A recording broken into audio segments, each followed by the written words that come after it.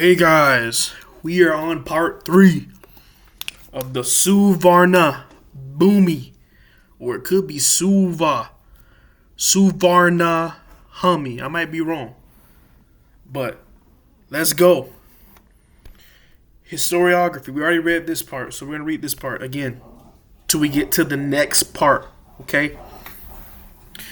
Suvarnabhumi means golden land or land of gold, and the ancient sources have associated it with a variety of places throughout the southeast region.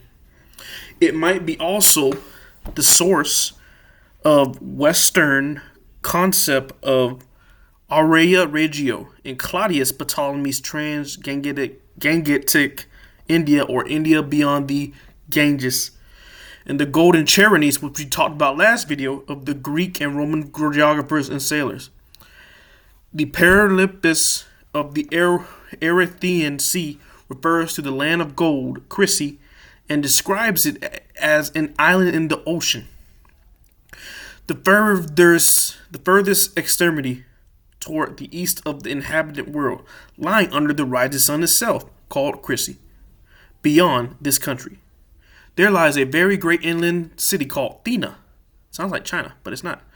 Dionysius Peritus mentioned the island of Chrysi gold, situated at the very rising of the sun.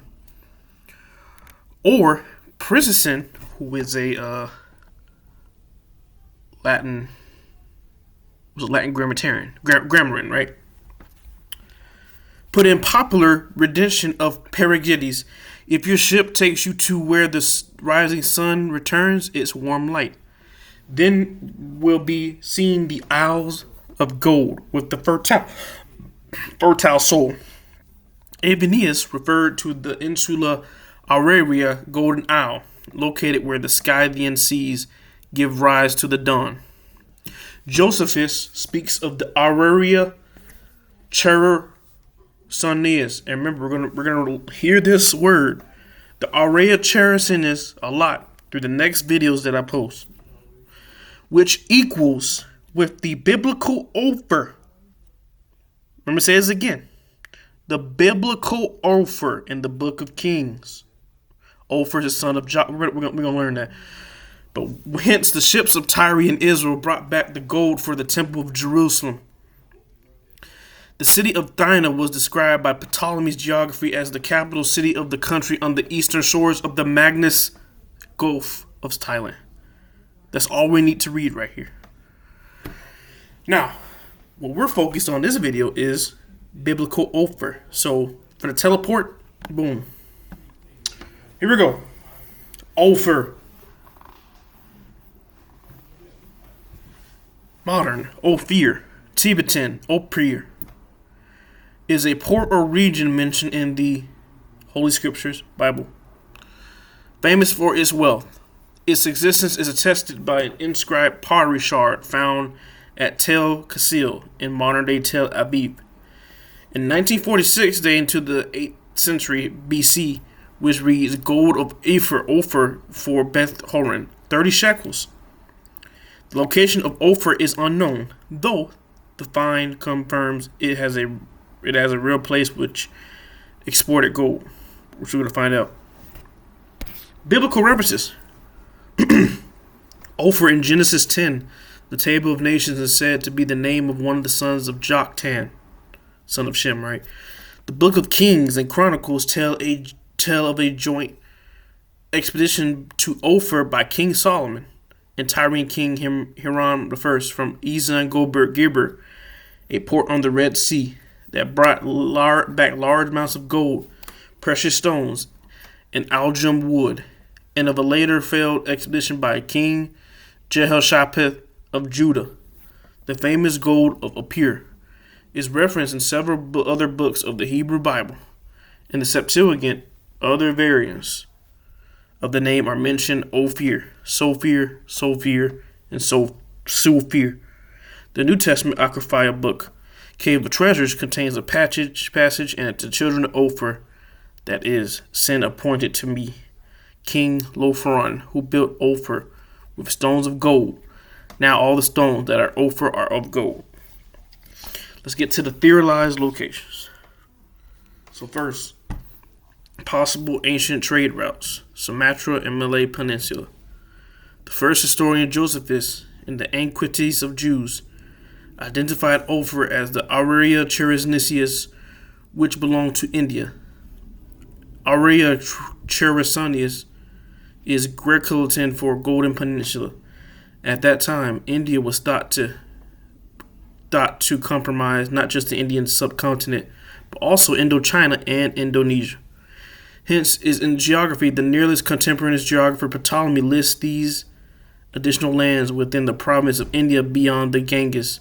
Ptolemy therein identifies exactly where this Golden Peninsula is, centering it in Malaysia, perhaps also extending somewhat in Sumatra, which is one of the Sunda Islands of western Indonesia. In particular, Ptolemy mentions a golden river, somewhat south of the archaeological site of the Bolgene Valley, and in the vicinity of the Paladons River. These areas are indeed famous for gold. Indeed, the long-lasting name for Sumatra, Sfarna, which also means gold, may have derived directly from the word Ophir by a means similar to the classical Greek pronunciation displayed in Septuagint, Suphora, super. Europeans arriving later consequently renamed mythologically famous golden Mount Ladang near Malacca, Malaysia as Mount Ophir. Sri Lanka, the 10th century lexicographer David bin Abraham Al-Thasi identified Ophir with Saradip, the old Persian name for Sri Lanka, aka Ceylon. India. A dictionary Bible by William Smith, published in 1863, notes the Hebrew word for parrot, thuki, derived from the classical Tamil for peacock, thakkai, and Sinhalese toki, joins other classical Tamil words for ivory, cotton cloth, and apes preserved in the Hebrew Bible. This theory of Ophir's location in Uvari in Tamil Nadu is further supported by other historians. The most likely location of the coast of Kerala, conjectured to be Ophir, is Puvar in the Thiruvananthapuram district, though some Indian scholars also suggest Biopur as a possible location.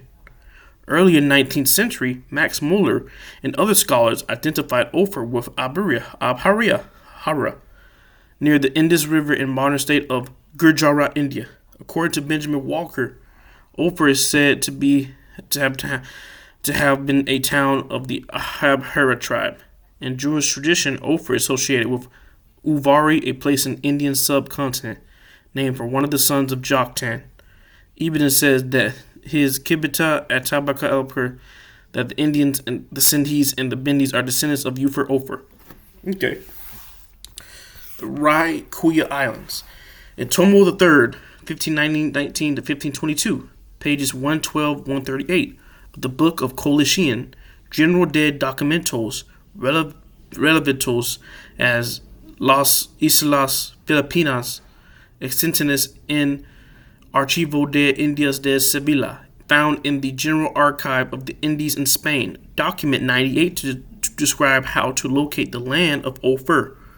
The navigational guide starts from the Cape of Good Hope in Africa to India, Burma, Sumatra, the Maluku Islands, Borneo, Sulu, China, then Ophir. I want to see what the Sulu is. Okay. Which is the Ryukyu Islands. These directions were misrepresented by Lone District of Santa Rosa Representative Danilo Fernandez in 2023, who suggested Ophir as the desired name for Philippines. Okay, and we're going to learn a video about this next, but let's look at Robert Wilkins' map, 1823, of the descendants of Noah, which identifies Ophir. So the world, people of descendants of Noah, we already learned this in the Book of Jubilees, right? Shem, or Saim, Sem, Ham, really Cham, Japheth, right? They show Japheth up here, Shem down here, and Ham over here. So, yeah. Let's go back.